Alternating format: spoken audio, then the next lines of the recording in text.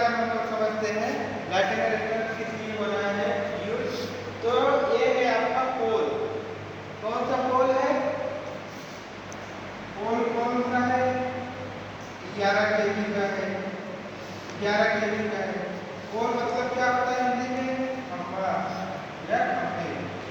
ठीक, किसका बना होता है? या तो कास्ट आयरन का बना होता है, कास्ट आयरन का बना होता है, या आरसीसी का बना होता है। ठीक, ये क्या है? ये है आपका जमीन, अर्थात जमीन में गाड़ा गया है। ठीक, इसके बाद में क्या है?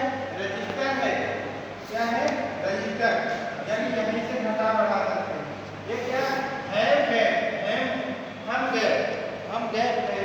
ठीक, ये क्या है? इंसुलेटर है, अर्थात दो वायर बाहर से आया है, इसमें हमने इसको कनेक्ट किया है, तो इसका रजिस्टर घटा बढ़ा सकते हैं।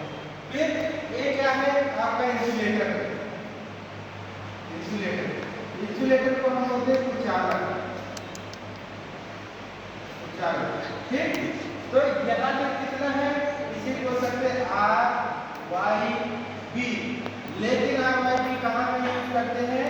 जब मोटर होता है या जनरेटर होता है या कहीं पे EMCB का प्रयोग करते हैं। ठीक, लेकिन ओवरहेड लाइन में हम RYB यूज नहीं करते। वो हम क्या करते हैं?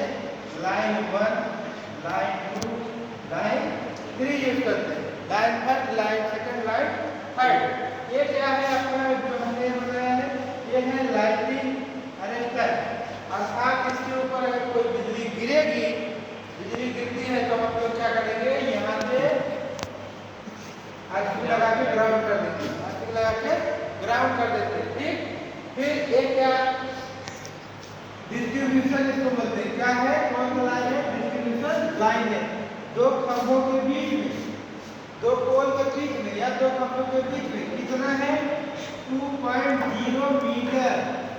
कितना है? 2.0 मीटर है। उसके बाद फिर हमें इंसुलेटर लगाया खंभे पे, वहां से लेके फिर दूसरे खंभे में इंसुलेटर लगा के सप्लाई को हमने यहाँ पे ले आए। लाइन 1, लाइन 2, लाइन 3 यहाँ पे लेके आए। अब line 1, line 2, line second, third को ट्रांसफार्मर के माध्यम से उतारेंगे। क्यों उतारेंगे? क्योंकि हमको गांव में सप्लाई को देना है। ठीक, देना है तो कौन ट्रांसफार्मर यूज करेंगे? Distribution transformer. डिस्ट्रीब्यूशन ट्रांसफार्मर कौन सा कनेक्शन होगा? स्टार और डेल्टा। इनपुट जो हम तार से उतार रहे हैं, उसको बोलते हैं इनपुट सप्लाई। इनपुट सप्लाई मतलब इनपुट कनेक्शन कैसे होगा? डेल्टा में होगा। ठीक, फिर हमने जब गांव में ले जाएंगे और जगह सप्लाई देंगे तो डेल्टा को हम स्टार में बदल देंगे। तो हमने तीनों तार को इंसुलेटर, ट्रांसफार्मर इंसुलेटर के माध्यम से ट्रांसफार्मर में लाए। DTM मतलब D मतलब डिस्ट्रीब्यूशन, T मतलब TM मतलब ट्रांसफार्मर। डिस्ट्रीब्यूशन ट्रांसफार्मर सप्लाई लाए। डेल्टा हमने ले गया है स्टार मतलब, जब स्टार बदलेंगे तभी हमारा यहाँ पे न्यूट्रल मिलेगा। और इसको क्या बोलते हैं?